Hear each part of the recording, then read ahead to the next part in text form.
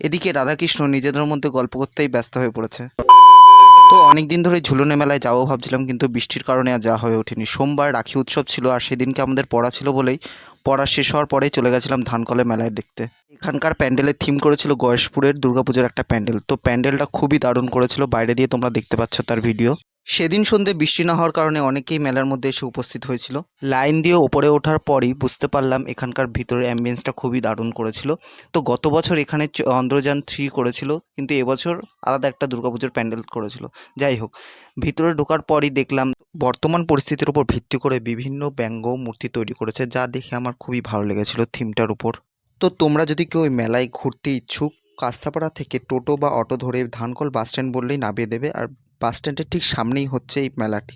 সবকটা ব্যঙ্গ মূর্তির মধ্যে সবচেয়ে সেরা লেগেছিল আমার এটি, যেটা লেখা ছিল পরক্রিয়া করার ফল। তো এরকম অনেক ধরনেরই করেছিল, যেমন কান ভাঙানি, সাজা, বিভিন্ন রকমের জিনিসই করেছিল। তো এইসব ব্যঙ্গমূর্তি পিছনে ফেলে সামনের দিকে এগিয়ে গেলাম, এবং সামনে যতই এগোচ্ছি লোকের ঠেলাঠেলি ততই বেরোচ্ছে। তো আগে যাওয়ার পরেই আমরা দেখতে পেলাম মূল ঠাকুর, যেটা রাধাকৃষ্ণ দোলনায় দুলছে। তো ঠাকুর প্রণাম করার পরেই আমরা বেরিয়ে গেলাম বাইরে, কারণ রাত অনেক হচ্ছে, বাড়ি যেতে হবে। তো বাইরে বেরিয়ে গিয়ে দেখি অজস্র দোকান বসেছে। দোকান থেকে আমরা ফুচকা খেয়ে নিয়েছিলাম। লোকের ঠেলাঠেলির কারণে আমার ভিডিওর ক্লিপ নেওয়া হয়নি। তো দোলনায়, নাগরদোলনায় গত বছর উঠেছিলাম, যার কারণে এবছর উঠতে পারবো না, কারণ বাড়ি যেতে লাগবে। ছোটোবেলায় এই গাড়িগুলো খুব চড়ছিলাম, কিন্তু বড় হওয়ার সাথে সাথে এইসব গাড়ি আর চড়তে দেয় না, তার কারণে মনে খুবই দুঃখ হয়। তো সামনে এগিয়ে গেলাম, ব্যাগের দোকান দেখতে পেলাম।